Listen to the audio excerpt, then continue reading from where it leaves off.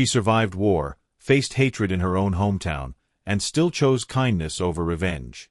But what happened next changed the entire town. And it might just change the way you see the world. If you've ever felt silenced, overlooked, or simply exhausted by injustice, this story will move you in ways you never expected. Stay with us until the end, because the final message might be exactly what your heart needs today. Hit like if you believe in second chances, and subscribe now so you never miss a story that truly matters. Now, let's begin the story. In a quiet corner of America, tucked between wide-open fields and aging brick buildings, there stood a small town that looked peaceful from the outside. It had the charm of old diners, friendly greetings at the grocery store, and Sunday services that seemed to bind the community together. But beneath the surface, where kindness should have lived, something colder had taken root. In this town, differences weren't embraced, they were silently judged, whispered about, or outright rejected. For generations, the town had gotten used to looking the other way, pretending that everything was fine, even when it wasn't. It was on one of those ordinary afternoons, the kind where the sun filters softly through tree branches and people take their time finishing their meals, that something happened at a local diner that would quietly shake the town's sense of normal. Sarah Johnson, a soft-spoken woman in her 70s with silver-gray hair and a calm, steady gaze, stepped inside that diner just like she had done countless times before. Sarah wasn't a stranger. She'd lived in the town for decades. She was a veteran, someone who had served her country with honor, who had returned home hoping for peace and belonging. But that day, peace was nowhere to be found. A group of local men, loud, bitter, and full of the kind of pride that blinds, spotted her as soon as she sat down. Maybe it was the way she walked with quiet confidence, or maybe it was simply the color of her skin that set something off in them. They began with whispers, then laughter, and then the taunt started to grow louder, sharp enough to cut the calm. The diner that had once felt familiar to Sarah suddenly turned cold and unfamiliar. The people around looked away, some uncomfortable, others pretending not to notice. No one spoke up. One of the men stood, approached her table, and said things no one should ever have to hear, especially not someone like Sarah, who had sacrificed and served, who had earned the right to sit in peace, anywhere she pleased. Yet, through all of it, Sarah didn't flinch. She didn't rise to the anger or match their cruelty. She sat still, eyes steady, breath calm, back straight. There was a quiet power in her stillness, the kind of strength that doesn't need to shout to be heard. Outside, the world kept spinning. Cars passed by. Kids laughed in the park. Life moved on. But inside that diner, a moment unfolded, a moment where hatred tried to make itself louder than decency, and a woman chose to answer it with grace instead of rage. What those men didn't know was that Sarah had faced much worse in her life. She had stared down fear in battlefields far from home. She had walked through storms of grief and loss. A few cruel words wouldn't shake the foundation she had built through decades of perseverance. That afternoon would be remembered differently by different people. To some, it was just another uncomfortable scene they tried to forget. But to Sarah, it was a beginning. A quiet call deep in her chest that something had to change. Not just for her, but for every young girl who looked like her, for every boy growing up with fear in his heart, and for every neighbor who kept their head down instead of standing up. That moment didn't end when she walked out of the diner. It followed her home. And it stirred something powerful inside her that had been waiting patiently to rise again. Sarah Johnson didn't grow up with the luxury of easy roads or gentle beginnings. Her strength wasn't something she learned late in life. It was something she carried with her like a quiet flame since childhood. She had known what it meant to be overlooked, to be underestimated, to walk into rooms where people saw her skin before they saw her soul. But she also knew what it meant to stand tall anyway. Over the years, life shaped her in ways that only time and trial could. And when she joined the military, she didn't do it to prove anything to anyone. She did it because she believed in service, in discipline, in rising to something greater than herself. Through war zones and hardship, she learned the language of strategy and silence. She became a woman of focus, patience, and steel nerves. And while others might have mistaken her calm for passivity, those who truly knew her understood that her silence was never weakness. It was the armor she wore when the world turned hostile. It was the space she held between what she felt and what she chose to express. That silence had once saved lives in combat. Now, it was saving her dignity in the face of prejudice. The incident at the diner didn't shake her. It didn't make her cry behind closed doors or rage in private. Instead, it reminded her of what she had always known, that strength wasn't in how loud you shouted, but in how deeply you could stay rooted while the storm tried to blow you over. She sat through those insults with grace because she knew that her power didn't lie in reacting, it lay in enduring with purpose. That evening, when she walked home, the town still looked the same. Same porches, same cracked sidewalks, same sky stretching wide over a place that hadn't yet learned how to see everyone as equal. But Sarah walked a little slower that day, not because of age, but because her mind was working, remembering, measuring. In her small, tidy living room, framed medals from her years in service still hung on the wall. Dust had gathered in the corners, and a faint ticking from an old wall clock echoed in the stillness. She sat down in her favorite chair, the one facing the window where light fell soft and golden in the afternoon. And for a moment, she closed her eyes. Not out of weariness, but reflection. She thought of the people she had led, the comrades she had held while they bled, the codes of honor she had lived by, codes that now seemed so far removed from the world she found herself in. She had fought for freedom abroad, only to come home and face another kind of war, one without uniforms, but just as cruel. But Sarah wasn't bitter. She had learned long ago that bitterness was a slow poison. What she felt now was resolve. Because when she had been a soldier, she never fought alone. And she wasn't going to let this fight, the one for dignity, for fairness, for truth, be hers alone either. She knew there were others. Other veterans. Friends. Brothers and sisters in arms who had seen the same things she had. Who had bled the same blood, cried the same tears, stood under the same oath. She hadn't spoken to them in years, but bonds forged in war don't break easily. They just wait. Sarah reached for the old black address book she kept tucked under the table.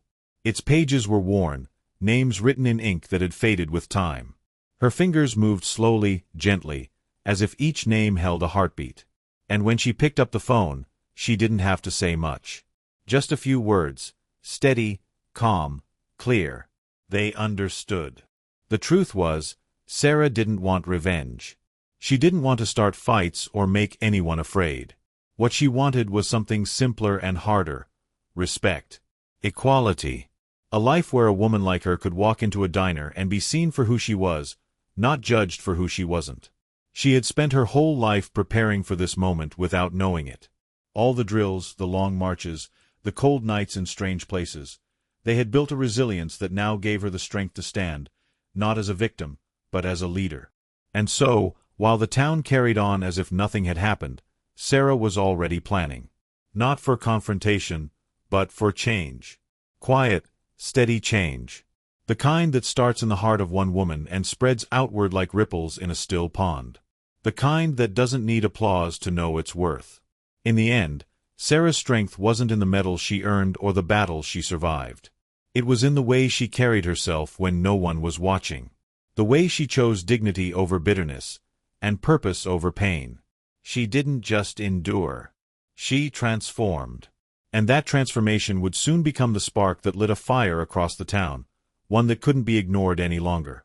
Sarah Johnson had always believed in the power of quiet preparation. She didn't act out of anger, and she never rushed decisions.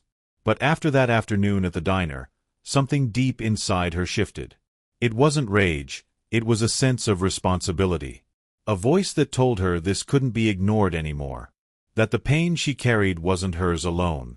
And that change, if it was ever going to come to this small town, would have to be sparked by those who had already survived harder battles.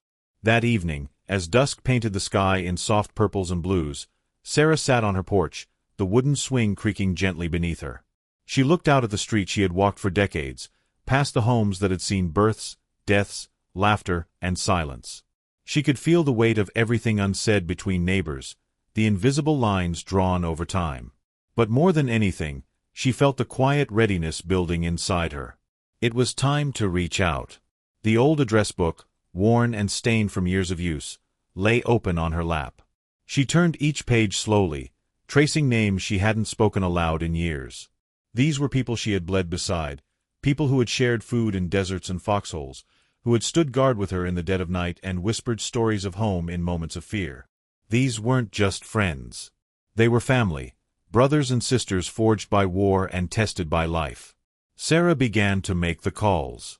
Not many words were needed. Just the sound of her voice and a simple truth. It was time. Time to gather. Time to stand. Time to remember who they were and what they had once promised to protect. Not just a country, but the values that made it worth fighting for. One by one, the voices on the other end responded. A pause, a breath, and then, yes, I'll be there. Within a week, the quiet edges of the town began to stir in small, nearly invisible ways. Cars with out-of-state plates pulled into driveways that had long been empty. The diner owner noticed a new face in the corner booth, nodding politely but watching closely. A retired Marine set up a temporary mailbox outside Sarah's home. A woman in her 60s, still walking with the upright posture of command, was seen at the hardware store buying paint, boards, and tools. No one called it a movement. No one put up signs. But the presence of these men and women, graying hair, steady eyes, quiet confidence, sent a message. They weren't here to cause trouble. They were here to make things right. Sarah hosted the first meeting in her backyard. Folding chairs were arranged in a wide circle, and an old fire pit was lit to keep off the evening chill. There was no microphone, no speeches, no cameras. Just old friends, gathered again under a common purpose. They shared stories, some funny, some painful. They remembered the promises they had made, the brothers they had lost, and the strength they still carried in their bones. What they all agreed on was this: silence was no longer an option. They weren't going to confront the town with threats or force. That wasn't who they were. Instead, they would lead by example, by presence, by kindness, by strength. They would walk the streets together. They would sit at the diners and look people in the eye. They would listen to the stories of those who felt alone and speak for those too afraid to raise their voices. They knew that the racism Sarah had endured wasn't an isolated moment. It was a symptom of something deeper, something that had taken root in the town's silence, in the way people chose comfort over courage. And the only way to change that was to show up, again and again, with truth and dignity. Some of them volunteered at the local school, mentoring students who had never known someone like them, disciplined, calm, unshaken. Others organized small town halls, inviting anyone to come and talk. There were no lectures, just space to be heard. Sarah, of course, remained at the center. She was never the loudest, but her presence carried the most weight. People respected her without needing to be told why. They felt it when she walked into a room. And slowly, something remarkable began to happen. People who had once looked away started to look again, and not with suspicion, but with curiosity. A few, with admiration. The mayor noticed. So did the sheriff. Not because of protests or petitions, but because the heart of the town was shifting. The veterans weren't just taking up space, they were setting a tone. A tone of strength without threat. Power without pride.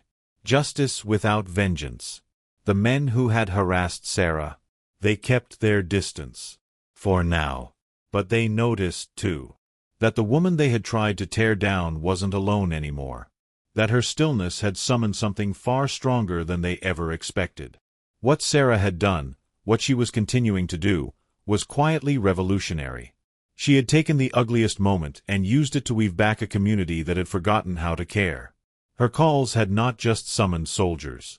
They had awakened neighbors, reminded people of decency, replanted the idea that honor didn't belong to uniforms, but to hearts that refused to turn away. And while the town didn't change overnight, a pulse had returned. Not of protest, but of presence. Of people who stood firm without shouting. Who showed up when it mattered. And in that, Sarah's mission was just beginning. At first, hardly anyone noticed the quiet shift moving through the town. Life went on in its usual rhythm. The grocery store aisles were still filled with the sound of shopping carts and neighbors exchanging pleasantries. The post office kept its steady stream of letters and small-town gossip. Kids raced bicycles down side streets, and the church bells marked every hour, anchoring the day like a gentle heartbeat. But underneath the familiar routines, something had begun to change, a subtle current weaving through conversations, choices, and even the way people looked at one another. The veterans' presence was like a gentle wind sweeping across a still lake, sending ripples in all directions. They didn't come marching with banners or loud voices. They didn't demand anyone pay attention. Instead, they went about their days with a dignity that was impossible to ignore. They repaired playground swings, helped out at the food bank, and showed up for town meetings, always calm, always respectful, but unmistakably there. The townspeople couldn't quite put their finger on it, but something about these new faces, and the way they moved in unison, with quiet confidence, made them pause and reflect. Sarah, more than anyone, became a living example of the power of calm resilience. It wasn't just her story that resonated. It was her steady presence in the everyday fabric of town life. She greeted people on her walks, volunteered to read at the library, and always made time to listen. When someone needed help, she was there, not as a savior, but as a neighbor. Slowly, her gentle approach began to remind people of a truth they'd almost forgotten, that real courage often looks like kindness. Other veterans joined her. There was Thomas, who had once led troops through mud and gunfire, now leading children through science experiments at the community center. Maria, who had mended wounds in battlefield tents, started offering free health checks to seniors who couldn't afford the long drive to the next county. Old bonds were reignited, and new ones were quietly forged, as more townsfolk began to step forward and offer help in their own ways. The atmosphere in the town started to loosen, a little less suspicion, a little more warmth. Still, not everyone welcomed the change. Some old-timers grumbled about outsiders and said things were just fine the way they were. Others feared that stirring up old grievances would only bring trouble. But it became harder and harder to ignore the shift as neighbors saw how the veterans treated everyone with respect, no matter their background or beliefs. Their calm in the face of suspicion had a strange effect. It disarmed people. Confrontation fizzled before it could turn ugly, replaced instead by honest, sometimes awkward conversations that would never have happened before. One afternoon at the park, a young boy was knocked down by a group of older kids.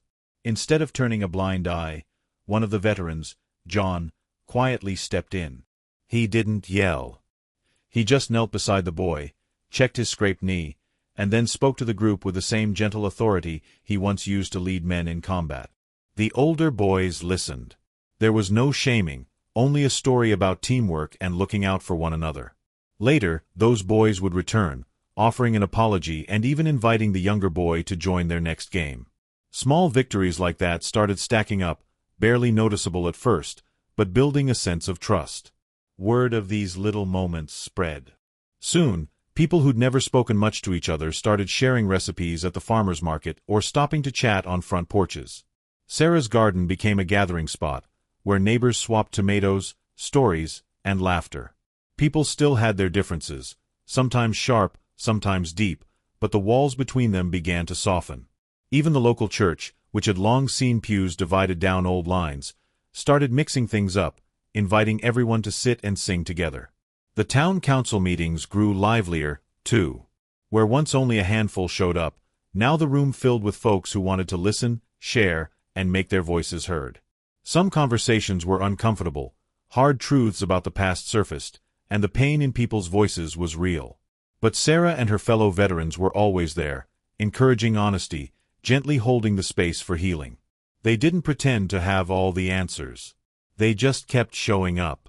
Through all of this, the veterans never spoke about their own pain or what they'd been through unless asked directly. When they did share, they told their stories simply, not to shock or gain sympathy, but to offer perspective. How, in the darkest times, the only thing that ever mattered was whether you stood up for what was right and whether you took care of the person next to you.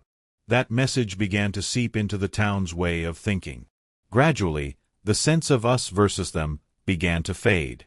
People realized that most struggles looked the same, no matter who you were. Bills to pay, kids to raise, loneliness to fight, a wish for dignity and respect, these were universal. And, as new friendships formed, old prejudices slowly lost their power.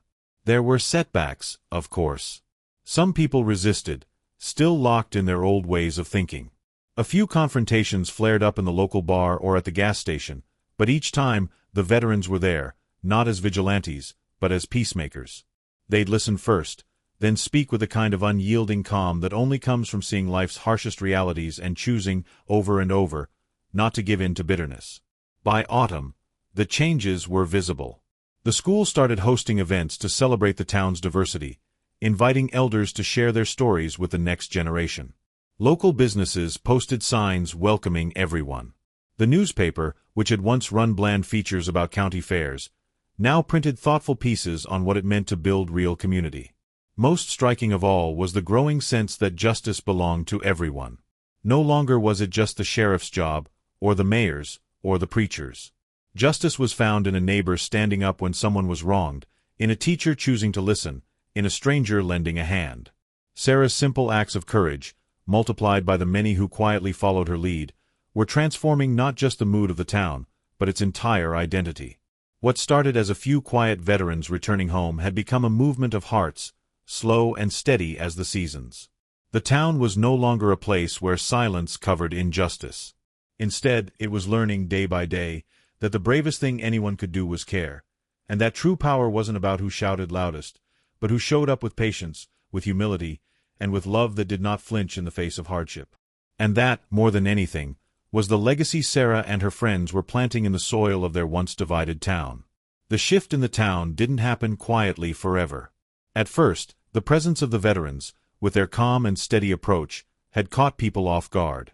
Their kindness, discipline, and quiet leadership had softened the air, opened minds, and brought neighbors together. But not everyone was ready for that change.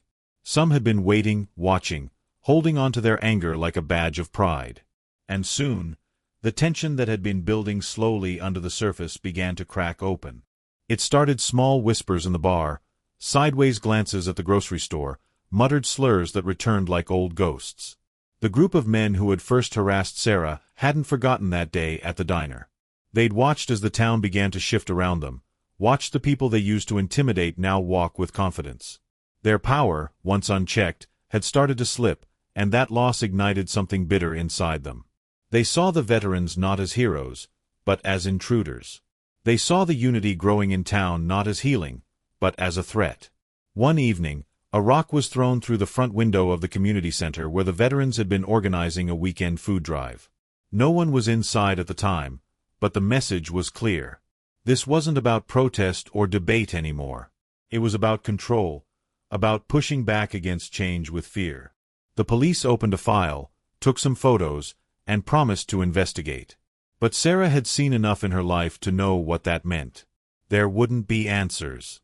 Not unless they found them themselves. The veterans didn't respond with anger. They boarded up the window, swept up the glass, and carried on with their preparations. The food drive went ahead, just as planned. And the people came. Families, seniors, kids with shy smiles. More people than expected. And that night, as the last boxes were handed out and the tables cleared, there was a sense of something even stronger than before. Resilience, defiance, community. But the group of men, those who thrived on control, they weren't finished. A week later, a fire was set behind the library. It was contained quickly, but it rattled the town. Whispers turned into worries. Was this the beginning of something worse? Sarah felt the tension rising like heat before a storm. The calm they had cultivated was being tested. And the question on everyone's mind was simple but heavy. How far would this go? The veterans gathered again, this time not around a fire pit, but in a church basement. There was a different energy in the room, still respectful, still grounded, but with a new kind of urgency. No one wanted violence.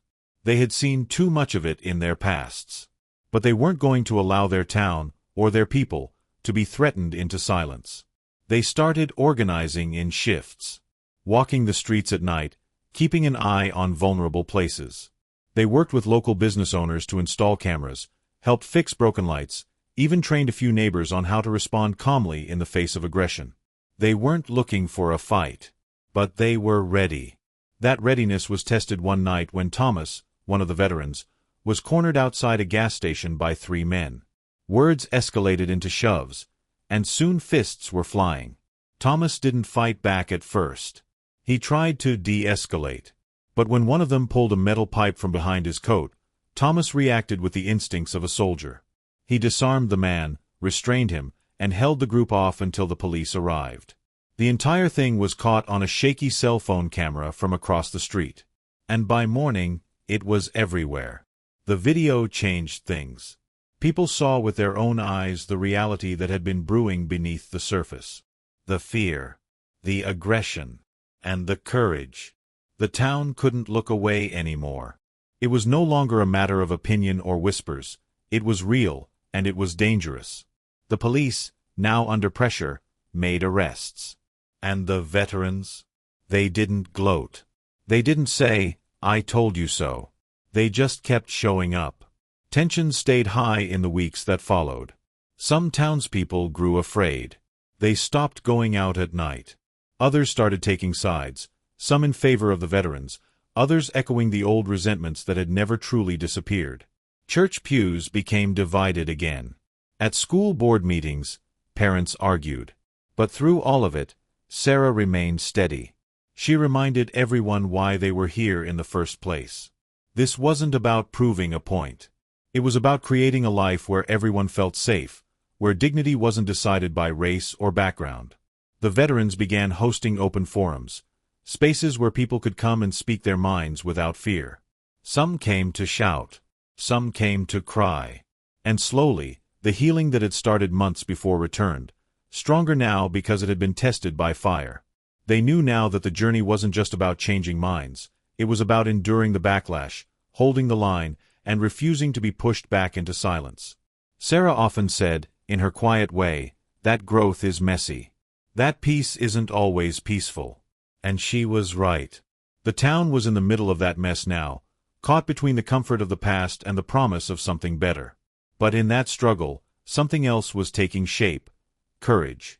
Not just the loud kind, but the quiet courage of neighbors who had once looked away, now choosing to stand up. The courage of young people asking hard questions. The courage of a town that was beginning to see that justice wasn't a moment, it was a commitment. The violence, though frightening, had served an unexpected purpose. It had revealed the truth. And in doing so, it brought the community face to face with a decision. They could slip back into silence. Or they could rise. And more each day, they chose to rise. The truth doesn't stay hidden forever. For years, the town had gotten good at pretending, at brushing things under the rug, at smiling through discomfort, at telling themselves they were fine as long as no one rocked the boat. But the boat had been rocked. And now, with the recent acts of violence, the truth had spilled out for everyone to see. What had once lived in whispers now filled the air like a storm that couldn't be ignored. The video of the attack on Thomas had gone farther than anyone expected. It wasn't just shared among neighbors. It reached other towns, other communities, even a few local news stations. At first, the town bristled at the attention. No one liked being labeled. No one wanted their peaceful image cracked open by headlines. But the images were clear, and so were the facts. People saw the fear in Thomas's eyes, the aggression in the men who came after him, the way he defended himself with restraint and discipline. And more than anything, they saw something real. A truth that had long been buried was now staring them in the face. What followed wasn't dramatic or loud. It was slow, uncomfortable, and deeply human. People started talking. Not in arguments, but in late-night phone calls, quiet coffee shop chats, and long walks through the neighborhood. Parents spoke with their children about what they saw in the video. Teachers brought it into classroom discussions. Clergy members rewrote Sunday sermons to include words like justice, mercy, and accountability. The community began to wake up, not with panic, but with a deep, aching sense of responsibility.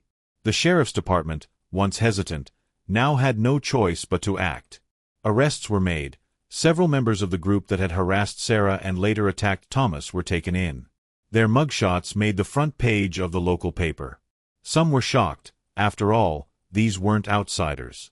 They were sons of the town, men who had once played football under the Friday night lights, who worked in hardware stores and fixed cars. But that was exactly the point. The problem wasn't somewhere out there. It was here. It had always been here. As the investigation unfolded, more stories began to surface. Stories of intimidation. Stories of silence. People who had never spoken out before found themselves sharing moments they'd long buried, times they'd been followed, insulted, overlooked, or mistreated. And with each story, the picture became clearer. What happened to Sarah and Thomas wasn't isolated. It was part of a deeper, wider pattern that had woven itself quietly into the town's past. Sarah watched it all unfold with the calm of someone who had lived long enough to know that change is never clean. She didn't speak at every meeting. She didn't need to. Her presence said enough. She showed up, always, sitting near the back, listening with soft eyes and a firm heart. When she did speak, it was to remind people of what was possible. Not just what needed fixing, but what they were capable of building if they leaned into grace instead of guilt. The veterans continued their work too. They supported victims, helped families feel safe, and kept encouraging open dialogue even when things got tense. They held space for anger but didn't feed it. They helped the town channel its shame into responsibility. And slowly, something began to shift again, this time, deeper. Local businesses started putting signs in their windows, "Justice lives here." The high school announced a new elective course on civil rights and community history. The town council passed a resolution formally acknowledging the pattern of racial bias that had gone unspoken for decades. And most powerfully, a community healing event was planned in the town square. That event wasn't flashy. There were no celebrities, no cameras, no grand speeches. Just folding chairs, candles, and a microphone for anyone who wanted to speak. Sarah was invited to open the evening. She stood, humble as always, her hands clasped gently in front of her, and looked out at the crowd. What she said wasn't about blame. It wasn't even about pain. It was about truth. About how truth sets people free, not because it erases the past, but because it gives them a place to begin again. She spoke about her childhood, her service, her love for the town even when it hadn't always loved her back. And she spoke about hope, not the kind found in fairy tales, but the kind built brick by brick, choice by choice. That night, something deep in the town began to heal. Not in a way that fixed everything, but in a way that made space for something new. People hugged strangers. Tears flowed freely, but so did laughter. Stories passed from one voice to another, weaving together the broken pieces into something unexpectedly whole. In the days that followed, more people stepped up. One of the former aggressors, recently released on bail, showed up at the food bank and asked to help. Not everyone trusted it. Not everyone forgave immediately. But Sarah welcomed him with the same steady calm she'd always carried. And that simple act, her quiet nod of acceptance, spoke louder than any courtroom sentence ever could. Justice, it turned out, wasn't just about arrests or headlines. It was about the quiet, everyday choices people made to do better. To listen more. To judge less. To walk with others instead of away from them. The town was still learning, still stumbling sometimes. But the fear that once held people apart had begun to loosen its grip. What had been exposed, the racism, the cruelty, the silence, was real. It hurt. But it also gave the town a rare gift, the chance to start over with open eyes. The kind of gift that only comes when truth is no longer hidden, when people stop pretending and finally choose to care out loud. For Sarah and her fellow veterans, this wasn't the end of a battle. It was the beginning of a legacy. Not one built on medals or memories of war, but on something far more lasting. The rebuilding of trust, one conversation at a time. One apology. One brave question. One quiet act of kindness. And in that way, the town that once hid its wounds had become something new. Not perfect, but honest. Not free of pain, but full of promise.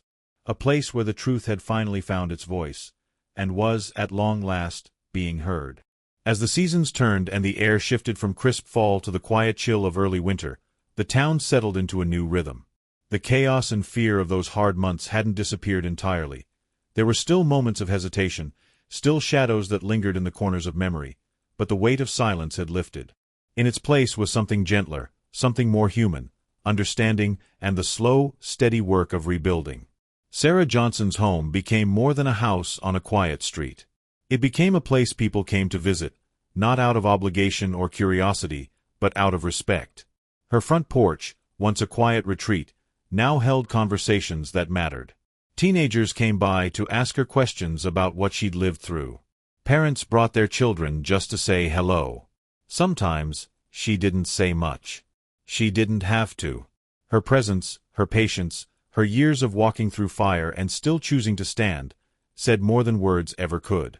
The veterans, those who had answered Sarah's call, remained deeply involved, but their roles shifted.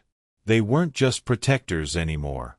They were mentors, teachers, quiet architects of change. They helped form a committee dedicated to preserving the memory of what had happened, not to dwell on pain, but to honor it. To make sure the lessons learned weren't forgotten. That committee partnered with the local library to collect stories, record interviews, and build an archive of voices, black, white, old, young, who had something to say about what the town had been and what it had become. And what it had become was different. Not perfect, but better. Sidewalks were still cracked, and disagreements still surfaced at town meetings. But there was a shift in how people showed up, for themselves and for each other. People began asking better questions, listening more, apologizing when they got it wrong. They looked one another in the eye more often, laughed a little easier.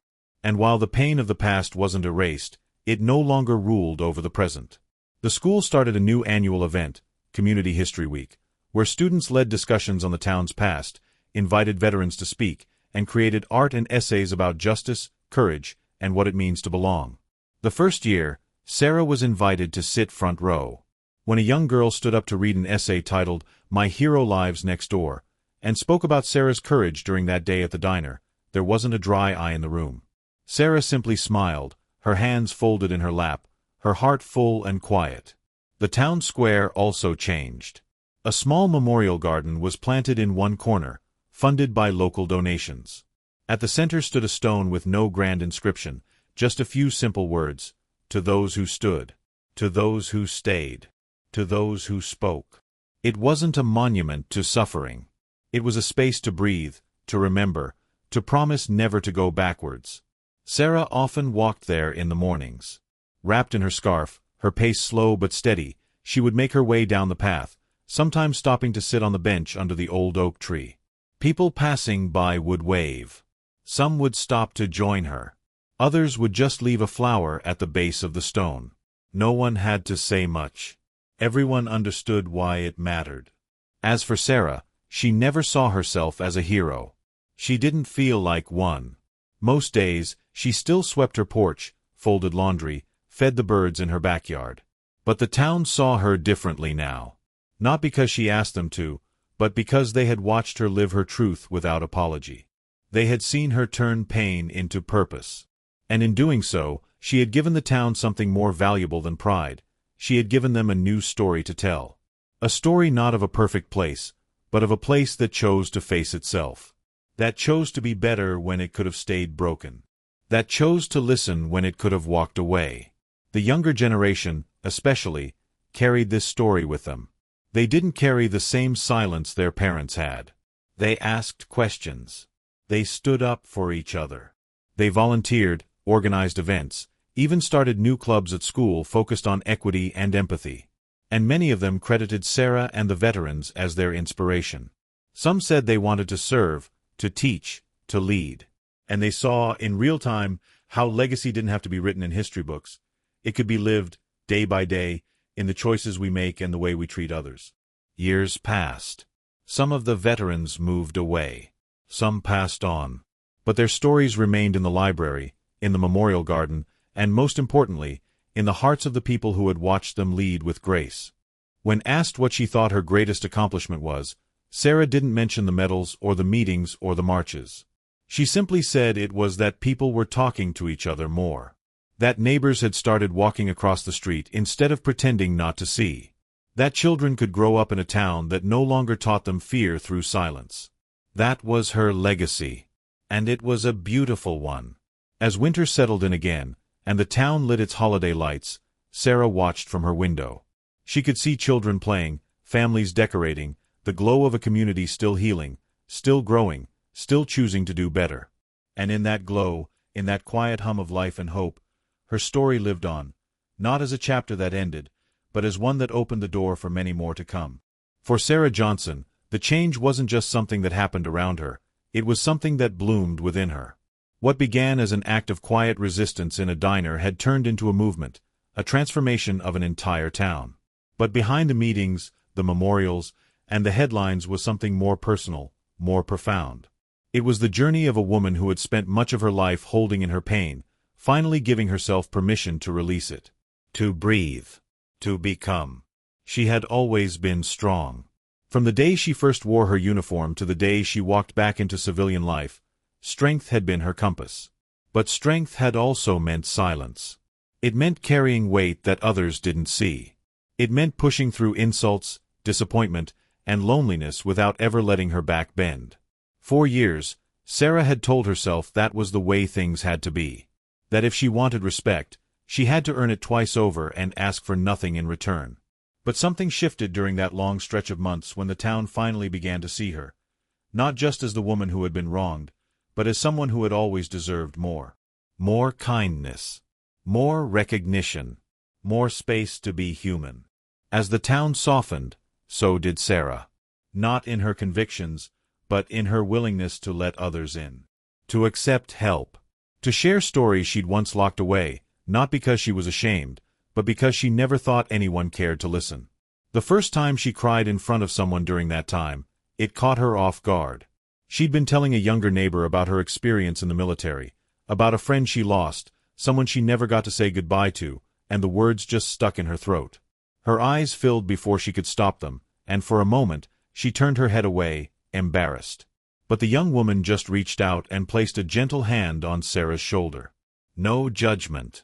Just presence. And something in Sarah let go. After that, she stopped apologizing for feeling. She allowed herself moments of softness. She laughed louder, rested more, said yes to lunch invites, and no to things that no longer served her. She began painting again, something she hadn't done since her 20s. Her living room slowly filled with small canvases, most of them landscapes and quiet portraits. She never showed them to many people, but each brushstroke was like a conversation between the person she had been and the person she was becoming. It wasn't just her. Many of the veterans who had joined her had their own personal reckonings. Men who had never spoken about what they saw overseas now shared their stories with teenagers at the local high school. Women who had spent years keeping their military past separate from their present lives now found ways to honor it openly. The town had changed, yes, but it was the people, one by one, who were truly transforming. Some of the deepest changes couldn't be seen. They happened in the quiet spaces, in the journals, the prayers, the late-night reflections. Sarah found herself waking up with more peace than she used to. Fewer memories that clawed at her in the dark. Fewer moments of wondering if she had done enough. Now she knew she had done more than enough. Not just for her country or her town, but for herself. And that, perhaps, was the most sacred part of it all. Because while justice had been served in some public ways, arrests, reform, recognition, it was the internal justice that truly mattered. The justice of reclaiming one's voice. The justice of being seen, not just tolerated. The justice of standing tall not for others, but for oneself. Sarah began mentoring a group of young women from the high school, most of them girls of color, some of them shy, others full of fire, all of them searching for who they could be. She didn't teach them how to speak loudly. She taught them how to speak clearly, how to know the weight of their own worth before the world had a chance to question it. She'd often remind them that courage isn't about never being afraid. It's about doing what's right even when your voice shakes. And she would smile when one of them told her about standing up for someone in the hallway, or choosing to study history instead of quitting when the lessons felt too heavy. These girls were her legacy in motion, bold, imperfect, and real. Looking back, Sarah realized she had lived many lives in one lifetime.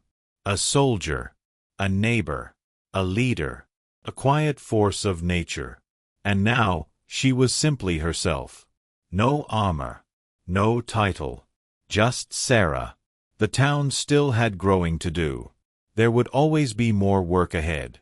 But she took comfort in knowing she had helped plant seeds, seeds that would grow long after she was gone. Seeds of honesty, of care, of courage. And in the end, she didn't need applause or monuments. She didn't need her name carved into plaques. What she needed, she already had, A sense of peace that came from knowing she had not only helped change a place, but had allowed that change to move through her as well. Her story, like so many, was not about being perfect. It was about being whole. About rising up, even when the world pushed down. About transforming pain into strength, and strength into grace.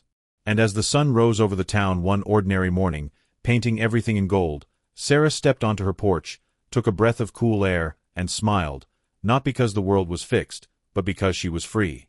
Life often teaches us through quiet trials and small acts of courage. From Sarah's journey, we learn that true strength isn't loud, it's steady. It's found in the way we carry ourselves through adversity, in the grace we show when we could choose anger, and in the quiet decision to stand up not just for ourselves, but for what's right. This story reminds us that it's never too late to spark change, not only in our communities, but in ourselves. Whether we're 60 or 80, we still have the power to influence others with wisdom, kindness, and presence. Healing takes time. Growth can come even after decades. And sometimes, the most impactful thing we can do is simply show up, with a listening heart and a steady hand. Let us remember, dignity isn't something given, it's something lived, every day, through our choices. If this story moved you or reminded you of someone in your life, we'd love to hear your thoughts. What kinds of stories or topics would you like us to share next? Leave a comment below. And if you found this video meaningful, please give it a like, share it with a loved one, and don't forget to subscribe to our channel so you won't miss future videos filled with wisdom, hope, and inspiration, especially made for our beloved older community.